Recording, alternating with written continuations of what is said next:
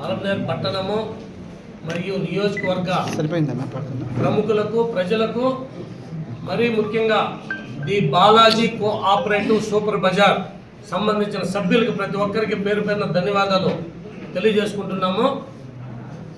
ఇప్పుడు ఈ ఒక్క నెలకు ముందు వైఎస్ఆర్ కాంగ్రెస్ పార్టీ పోయిన తర్వాత తెలుగుదేశం పార్టీ అధికారంలోకి వచ్చిన తర్వాత దానికి 1986 నుండి 1975లో ఈ కోఆపరేటివ్ సొసైటీ యాక్ట్ ప్రకారము సూపర్ బజార్ ఓపెన్ అయితే 1986 నుంచి పలమనేరు పట్టణానికి చెందిన ఆర్వి సుభాష్ చంద్రబోస్ గారు చైర్మన్గా ఉన్నారు.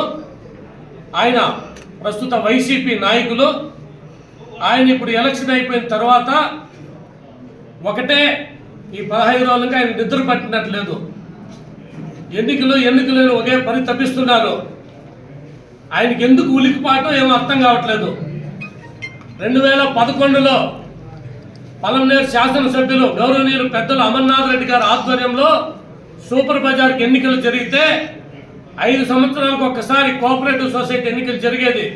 దాంట్లో 2016లో మీ పదవి పోయింది. అప్పటి నుంచి ఇప్పటి వరకు అనేక రకాల పార్టీలు మారుతూ ఆయన ఒక తెలుగుదేశం మద్దతుదారుడుగా ఉంటే కూడా మేము ఎన్నికలు జరిపిస్తే కూడా ఇప్పుడు ఆయన ఎన్నికలు జరిపించకుండా అడ్డదారిలో చైర్మన్ కావాలన్నదే బోసన్న గారి యొక్క ప్రధానమైన ఆలోచన. ఈరోజు ఆయన ఏదో స్టే తెచ్చుకుంటే ఆగస్టు 4 ఇంకా ఉన్నది. రాష్ట్రం మొత్తం పాలసీలు ఎవరైతే నామినేట్ పోస్టుల్లో ఉంటారో వాళ్ళు ప్రభుత్వాలు మారినాక రాజీనామా చేస్తారు. ఈయన రిజల్ట్ వచ్చి మరుసటి రోజే ఇంకా రాజీనామా చేస్తే గౌరవప్రదంగా ఉండేది. ఎందుకంటే ఇందాక మా సోదరులు చెప్పినట్లు తిరువనంతపురం పద్మనాభ స్వామి ఆలయంలో ఉన్నట్ల ఆ మాలికలు కానీ లేదా ఒరిస్సాలోని పూరి జగన్నాథ ఆలయంలో ఉన్న ఆ రక్త భాండాగారాలు కానీ ఆ విధంగా పలమనేరు సూపర్ బజార్లు ఏమైనా ఉన్నారా? మా మీడియా సోదరులు కూడా చెప్పినారన్నా సూపర్ బజార్ గురించి మీకు ఎందుకు మాకు కానీ తెలుగుదేశం పార్టీకి కానీ అమర్నాథ్ రెడ్డి గారు కానీ సూపర్ బజార్ పైన ఎటువంటి దృష్టి లేదు, మాకు ఎటువంటి ఇది లేదు.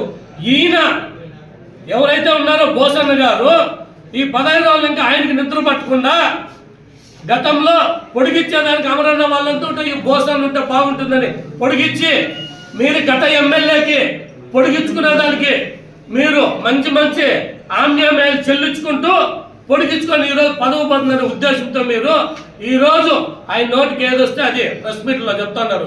ఈరోజు నాకు కూడా తెల్లారు వచ్చింది ఎన్నికలు జరగాలంటే ఒకటిలో కండి ఆ నొక్కుడు తొక్కుడు అవంతా కూడా ఈ రాష్ట్ర ప్రభుత్వము అక్కడ ముఖ్యమంత్రి చంద్రబాబు నాయుడు గారు కావచ్చు, పలమనేరు శాసనసభ్యులు మాజీ మంత్రి పెద్దలు అమర్నాథ్ రెడ్డి గారు చూసుకుంటారు. మీరు దాంట్లో ఏ మతలబు ఉందని మీరు దాన్ని వదిలిపెట్టకుండా దాంట్లో మతలబు ఉందో మీరు దాన్ని బట్టి వేలాడుతున్నారు. మాకైతే అర్థం కాలేదు. కనీసం ఆ సభ్యులు కావచ్చు, అక్కడ ఉన్నటువంటి సూపర్ బజార్ డైరెక్టర్లు కావచ్చు, వాళ్ళంతా ఉత్సవ విగ్రహాలుగా చేసింది బోసన్న గారు కాదా? ఈరోజు క్యాష్ కడితే 2% నుంచి 3% ఒక కమిషన్ వస్తుంది. అవి ఏమైనా లెక్కలు చెప్తారు. మీరు కూడా మహాజన సభ పెడతారు, అదేదో జమా ఖర్చులు పెట్టి ఇంత మిగిలిందని కాయిన్లు ఇచ్చేస్తారు. పూర్తిగా మీరు సూపర్ బజార్ లెక్కలు చెప్పేదానికి మీరు సిద్ధమా? ఈరోజు అదేదో చెప్తాడు. ఈరోజు చంద్రబాబు నాయుడు గారు పాలసీ తెచ్చాడు. గత ప్రభుత్వము ఈ 5 ఏళ్ళు 2019 నుంచి 24 చీకటి రోజులు జరిగినాయి. ఎక్కడొక్కడ ఆస్తులు తనఖా పెట్టేస్తారు, దోచుకున్నారు. ఈ పలమనేరుకు వస్తే కూడా చిత్తూరు జిల్లా cooperative society bank, DCC bank అనేక దొంగ రుణాలు ఇచ్చి మీరు పెద్దిరెడ్డి గారు కావచ్చు, శాసనసభ్యులు కావచ్చు, అనేక మంది వక్ర మార్గంలో లోన్లు ఇచ్చి ఆ బ్యాంకును లూటీ చేయలేదా మీరు? ఇంతెందుకు పలమనేరులో ఎత్తుకోండి. డిసిఎంఎస్ ఎక్కడైతే ఉన్నాయి గంగమ్మ గుడి కాడ మంచి వాల్యూ పైన ఒక ప్లాట్లు ఉన్నాయి అక్కడ స్థలము. అక్కడ కానీ పాత సివిల్ సప్లైస్ కూడా అవంతా డిసిఎంఎస్వి. అవన్నీ ఈ రోజు దొంగచాటులో దొడ్డిదారిన నామమాత్రం ఫీజులు పెట్టి మీరు అక్రమంగా దాన్ని మీరు ఇచ్చేసుకోండి కదా. ఇదంతా మీరు అడిగితే మీకు ఇది అవుతుందా?